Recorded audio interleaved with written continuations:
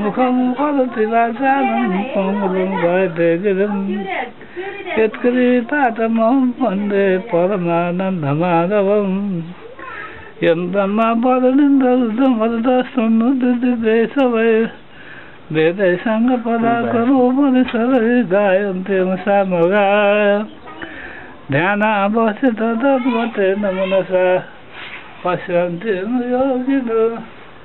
यशन्तं न विदो सुरासुरगुणादेवाय तस्मै नमः यशन्तं न विदो सुरासुरगुणादेवाय तस्मै नमः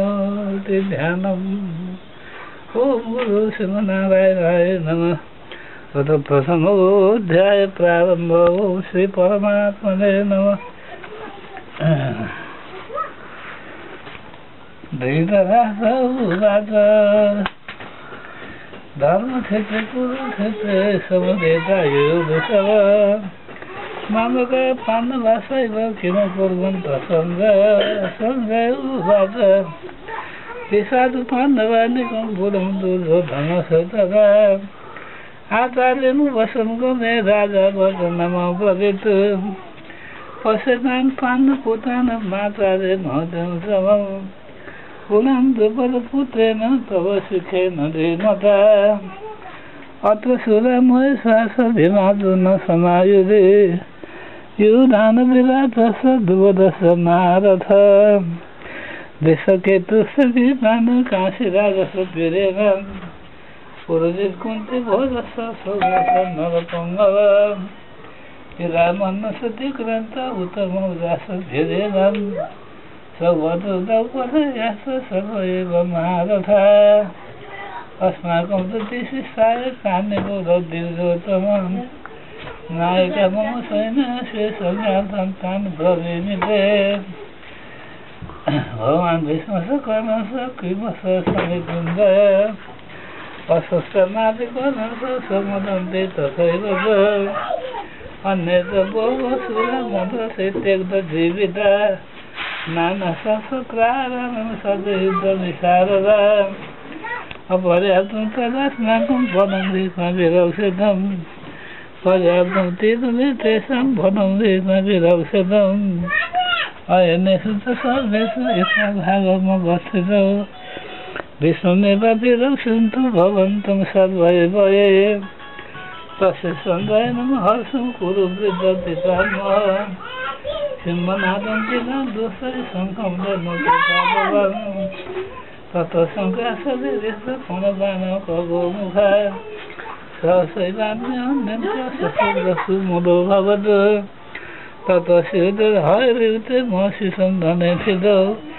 माधव पाण्डवासैव दिव्यौ समप्रदर्मतो पाण्डजन्ये ऋषिकेशो देवदत्तो धनञ्जय पौरं दत्तु महाशङ्खं भीमकर्म वृकोदर अनन्तपीडयो राजा कुन्तीपुत्र युधिष्ठिर नकुलसहदेवस्य सुदोषमणिपुष्पगौ कांशेश परमेश्वास शिखनि च महारथ देशजङ्गविराटस्य सात्विकी च पराजिता रूपरुद्रपदयास सर्वस्य पृथिवीपते सर्वदन्त महाबाहु शङ्खां दद्मतु सगपृथग सर्वसु धातरासानं हृदयं विराजयतु नभस्य पृथिवी स्वैवं तीर्तु मुदुर्विनुनादयन् अथ देवसितं दिशा धातरासं कविध्वज प्रकृतिसम्पाते धनुर्देवे पाण्डव ऋषिकेशं तदा वाक्यं विदधामहि पदे अर्जुन उवाच शनैरुभर्मन्ते रथं चापयनेच्युत यवते तान् ऋषेम यदुःखम नवतितं कैर्मया सयुद्धते स्त्रीणासमुद्दिने यत्सेनानन्दलक्ष्यं एते च समागता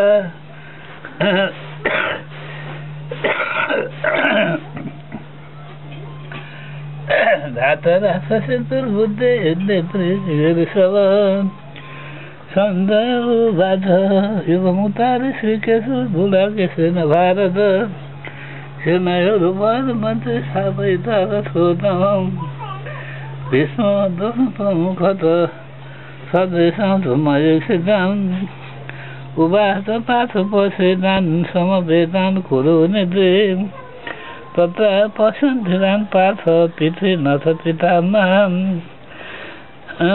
आचार्यान् मातॄन् भ्रातॄन् पुत्रान् पौत्रान् सखीं तथा शोषणान् सुहृदा चैव सेनयोरुभयोरपि तान् सन्निशेषकौन्तेय सर्वान् बन्धु नवसितां कृपया परयति दिशन्ति धर्मब्रवीत् अर्जुन उवाच तिष्ठेतं स्वजनं कृष्णयुगं समुपस्थितं सिद्धन्ति मुखानि मुखं च परिशोषयति विपथु शरीरे रोगहर्षं जायते गान्धिकं संसते हस्तं तस्यैव परिदह्यते न च सर्वदेव साधुं भ्रमते वर्धने मनः निमित्तानि च पश्यामि विपरीतानि केशव न पश्यो न पश्यामि हत्वा सुजनमहवे न काङ्क्षे विजयं कृष्ण न च राज्यं सुखानि च किं नो राज्येन गोविन्दं किं भोगैर्जीवितेन वा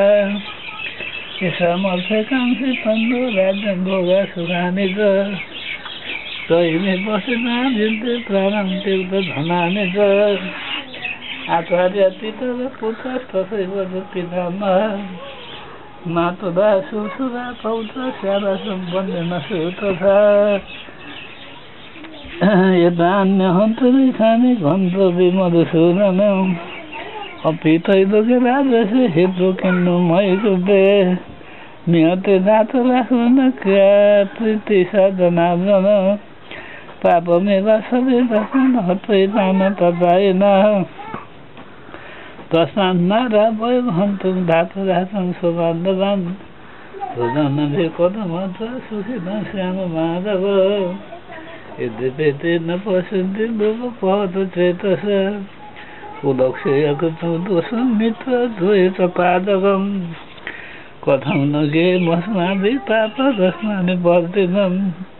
कुलक्षय कृतं दोषं प्रपश्यद्भिर्जनार्दन कुलक्षये प्रणश्यन्ति कुलधर्मा सनातन धर्मे नस्ते कुलं कृष्ण मदर्मपि भवतु अधर्मापि भवात् कृष्ण प्रतुष्यन्ति कुलस्य तेषु दुःशासपानय जायते वर्णसङ्कर सङ्करो नरक एव कुलज्ञानं कुलस्य च पतन्ति पितरो येषां लुप्तपिण्डोदकक्रिया दोषयते कुलज्ञानं वर्णसङ्करकारकैः उत्सार्यन्ते जातिधर्म कुलधर्म सशासदा उत्सन्न कुलधर्माणां मनुष्याणां जनार्दन नरके नेतं वासो भवति तु न शोषणम् अहो बत महात्पापं कर्तुं देवसिता वयं यत्तादृश सुखलोभेन हन्तुं स्वजनमुद्यता यदि नाम प्रतीकारमसंसपाणय धातराचरणे हन्नु तन्निक्षेमं तरं भवेत् सञ्जय उवाच एवमुदार्जुनं सङ्ख्ये रथोपस्थ उपादिशत् विस्मृत्य संसारं चापं शोकसन्दिग्नमानस ॐ तत्सदिति श्रीमद्भगवद्गीतासु उपनिषत्सु ब्रह्मविद्यायां योगशास्त्रे श्रीकृष्णार्जुनसंवादे अर्जुन विषादयोगो नाम प्रथमोऽध्यायः